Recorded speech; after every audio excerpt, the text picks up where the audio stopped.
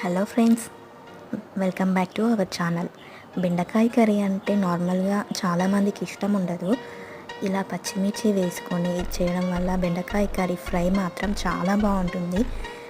మీరు కూడా ఈ విధంగా ట్రై చేయండి. నేను ఏ విధంగా చేశాను, ఏమేమి వేసానో ఈ ప్రాసెస్లో మీరు కూడా ఈ కర్రీ చేసుకొని తినండి. తినని వాళ్ళు కూడా ఈ వీడియో చూసాక చాలా బాగా తింటారు. బెండకాయ కర్రీ బాగుంది కదా అనుకుంటారు. సో మీరు కూడా ఇదే ప్రాసెస్లో ట్రై చేయండి. ఈ వీడియో నచ్చితే మాత్రం like, share and subscribe please. బెండకాయ కర్రీ తింటే మనకి మెమొరీ పవర్ కూడా చాలా బాగా ఇంప్రూవ్ అవుతుంది. సో ఈ ప్రాసెస్లో చేసుకొని తినండి, చాలా బాగా ఉంటుంది. కర్రీ మాత్రం నార్మల్గా ఎండుకారంతో చేస్తే అంత టేస్ట్ అనిపించదు, ఫ్రై మాత్రమే బాగుంటుంది. ఈ పచ్చికారంతో ఇలా చేస్తే చాలా బాగుంటుంది.